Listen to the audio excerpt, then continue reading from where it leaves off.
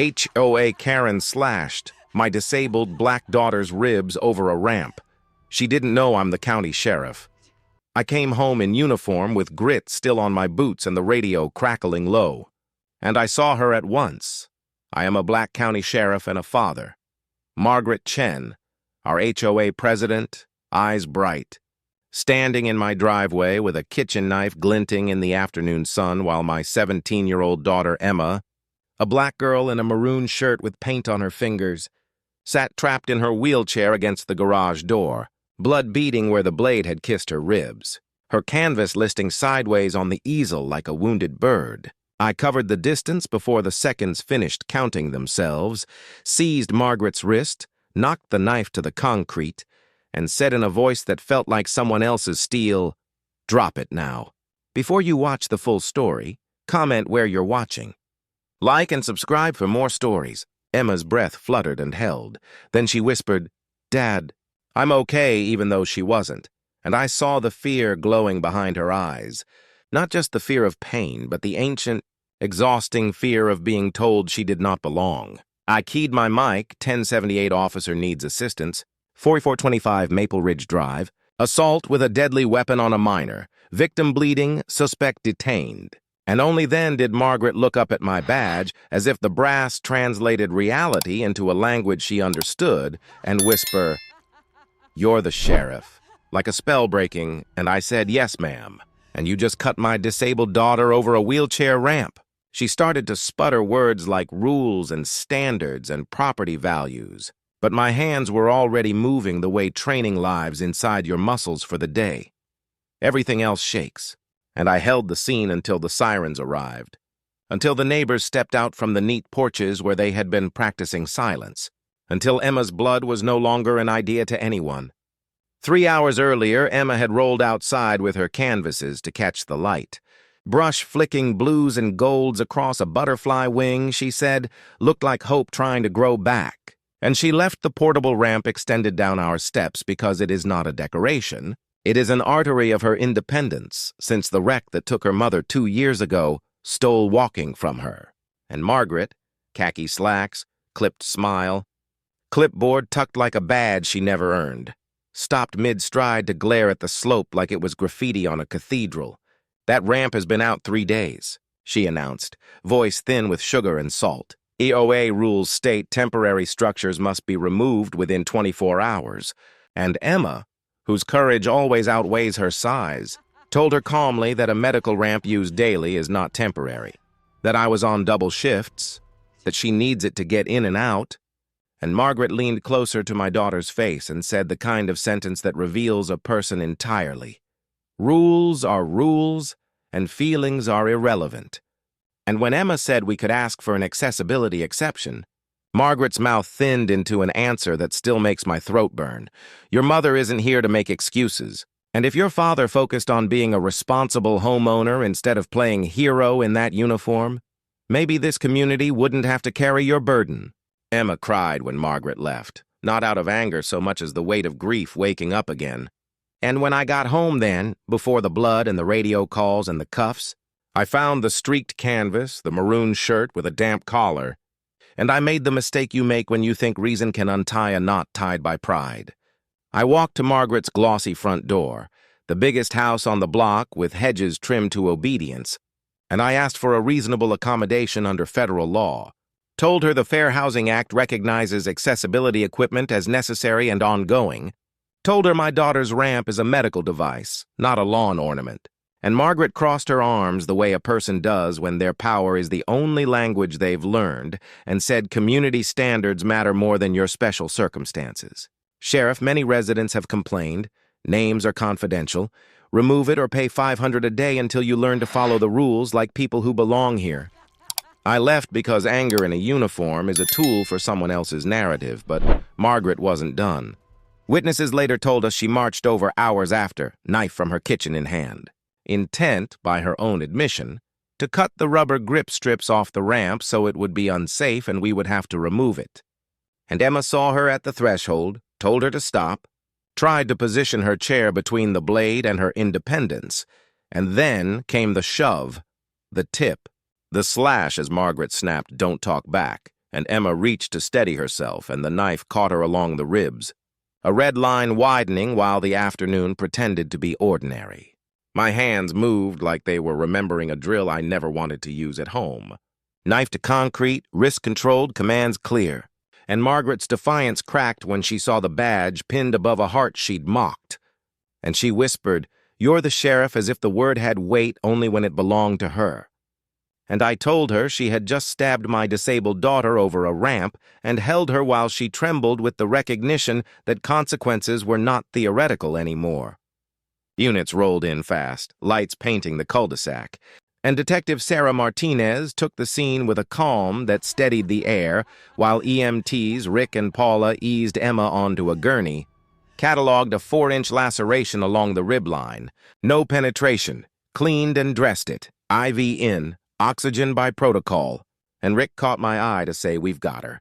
Chief, she'll be okay. Go be the witness we need," and I did, swallowing the part of me that wanted to ride in the back of that ambulance and refused to let go of my daughter's hand. Margaret tried to rewrite reality at the curb, shouting about protecting standards, about eyesores and values and how she was the real victim of disrespect. And Officer Riley, young but already tired of bullying dressed as order, read her rights as Sarah recited the charges: assault with a deadly weapon on a minor, child endangerment, battery causing bodily harm, and Margaret declared her husband a lawyer and promised doom for all of us while the body cam and doorbell footage collected by neighbors, who finally remembered courage made her.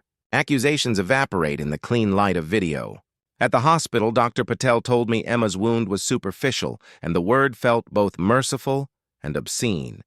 Because there is nothing superficial about the tremble in a child's hands after someone in power tells her she is a problem to be solved. And Dr. Patel documented the attack as suspected child abuse because protocols are written in the blood of mistakes, and she squeezed my shoulder and said, "Your daughter is brave." Your wife spoke at our holiday ward once with a voice that made everyone sit up straighter. And Emma smiled with tears in her eyes, because for a moment, kindness put weight on the good side of the scale. By morning, the story sprinted across town like wind through dry grass. Pastors and teachers and strangers dropped notes. Casseroles multiplied on the counter until our fridge sighed, and the mayor's office called to say the city would cooperate fully with any investigation into HOA misconduct. And then, like a twist I wouldn't have believed if I hadn't opened the door myself, David Chen, Margaret's husband, showed up with the posture of a man finally looking in a mirror long enough to hate the reflection, asking to apologize not with lawyered phrases, but with a shaking voice. He apologized, the word small but trying, and said he would testify, that he'd filed for divorce, that he was resigning from the board, that he had enabled her hunger for control because it felt like safety, and only now did he see the bodies of other people's peace stacked beneath that illusion. And he left an envelope with a check and a note for Emma. And I told him money cannot suture what a blade and a cruelty opened. But he said, "Let it build something your daughter wants." And I kept the note because sometimes remorse is a ladder someone else can climb. The trial was brisk because the evidence walked on its own feet. Doorbell clips, body cams, medical charts, witness statements, Margaret's recorded admissions. And her counsel tried every shape of denial: stress, accident, provocation, a lawful attempt to remove an illegal structure. And the jury looked at the ramp specifications, and the FHA language, and the photographs of a maroon shirt cut and stained, and returned a verdict that rang like a bell: guilty on all counts. Judge Harriet Blackwell read the sentence with the measured gravity of someone who has counted too many harms to pretend anymore that small violences are small. 15 years in state prison, $100,000 in restitution, permanent no contact, and a referral to the state for an investigation into the board that shielded her. And when Margaret said it was only a scratch and I am protecting property values, the gavel came down so hard the room jumped, and the judge said, "You injured a body already carrying more than its share and tried to turn cruelty into policy. That is not protection, that is persecution. But endings are never where they seem." 3 days after sentencing, Sarah called me to the station to show me a table covered in files taken under warrant from Margaret's office, binders of neighbors cataloged like plants in a greenhouse. Dates and photos and notes about grass heights and colors of doors, and who hosted too many cars, and who spoke Spanish in front yards, and who kept a ramp out and must be dealt with, underlined twice, and emails with other HOA presidents across counties trading templates for fines and lien threats, using words like standards to mean segregation by paperwork, and undesirables to mean disabled, poor, or simply different. The FBI took the case, and the story widened beyond our street until it was about patterns, not episodes. 17 were charged in 3 counties for conspiracy and civil rights violations and extortion via fines and forced sales. And a state senator introduced a bill dubbed Emma's Law to prohibit HOAs from interfering with disability accommodations and to require objective rulemaking and an ombudsman for grievances. And Emma agreed to one interview where she said on local TV, "I don't hate Mrs. Chen. I feel sorry for her because she forgot rules are for people, not against them." And the anchor's voice cracked when he thanked her. 6 months later, on a Saturday with sun-like forgiveness, I woke to the sound of saws and laughter, and our yard had become a community workshop, contractors donating labor, neighbors hauling planks, kids ferrying screws and coffee cups, and Mrs. Patterson from 3 houses down directing traffic like a sergeant as they built a permanent ramp with handrails and a gentle slope, painted Emma's favorite blue, built to last, built by love. And when Emma rolled down it the first time and reached the grass, she covered her mouth and cried a cry that sounded like light finally catching up. At the block meeting that evening, Mr. Johnson announced that our HOA had voted to dissolve itself and reform as a voluntary association with transparent bylaws, no weaponized fines, and a grievance committee chosen by lot. And I thought how strange it is that fear of losing control makes people build cages they eventually cannot live inside, and how simple a neighborhood looks when it remembers that a neighborhood is a verb that means we take care of each other. Emma took David Chen's check and named a foundation after her mother, the Sarah Thompson Memorial Foundation, to help families facing accessibility discrimination.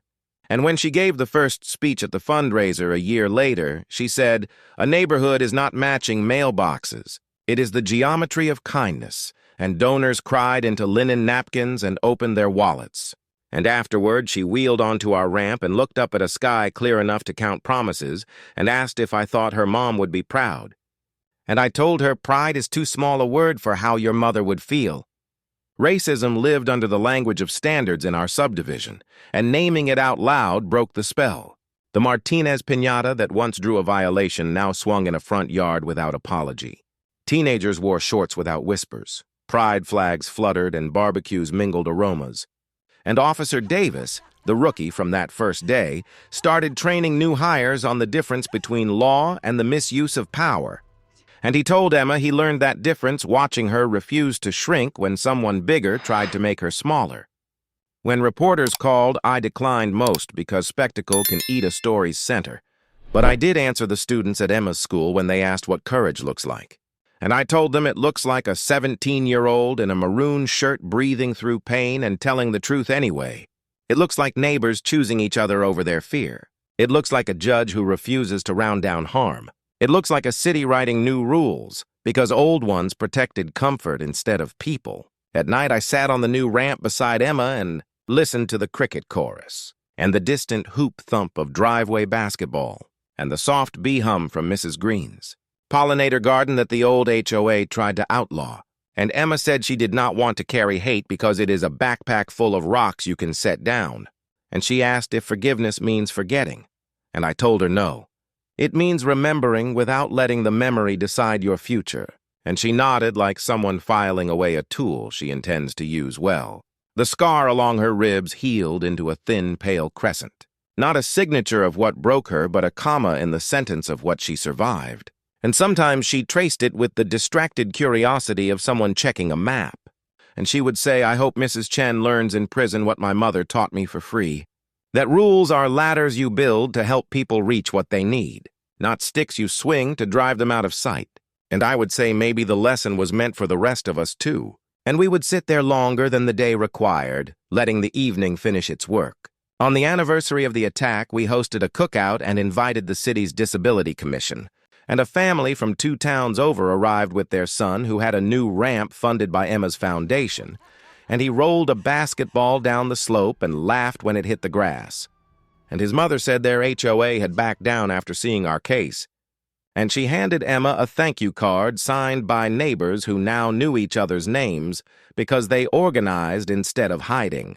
And I thought how resistance often looks like a casserole line and a clipboard used for counting volunteers instead of violations.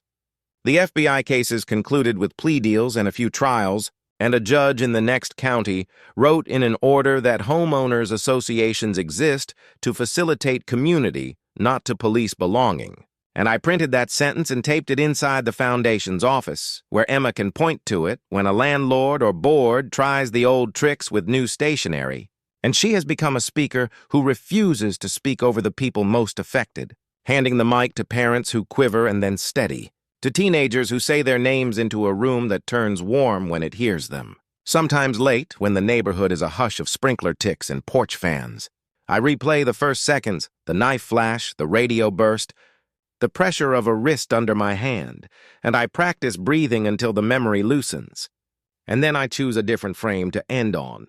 Emma at the foot of the blue ramp, shoulders square, eyes forward, telling a reporter that pity is easy and justice is work. Or Emma rolling beside Mrs. Patterson as they argue about the best shade of lilac for spring. Or Emma teaching a younger kid to pop a wheelie on the flat just long enough to laugh at gravity. If you've read this far, you already know the moral is not complicated. When power dresses up as policy and forgets the human, it was meant to serve. It becomes cruelty, and the only antidote is people who insist on seeing each other whole, who donate time and hammers, who vote in meetings, who file complaints and show up to hearings, who feed the grieving and testify when it matters, and yes, who press record on a phone when a knife glints in the sun and a lie later tries to erase the light. Drop a comment telling us where you're watching from. Like this video if you believe ramps and rights belong in every neighborhood. Subscribe for more stories where accountability doesn't come with teeth but with truth. And then go outside and meet the neighbor whose name you haven't learned yet. Because policy begins there in truly ordinary courage of introducing yourself. And because Emma's law may pass in a capital you'll never visit. But the culture we need passes on porches, steady sidewalks, and driveways where kids chalk galaxies around ramps painted summer sky blue. In the end, the scar on Emma's ribs is a map back to herself. And every time I see it, I remember the day a bully tried to enforce perfection with a blade and instead taught a town to choose each other. And I remember my daughter's voice, clear, steady, unafraid, saying we belong and meaning everyone. If you like this story, hit that like button, share your thoughts below, and subscribe for more HOA tales and real-life neighborhood drama each week.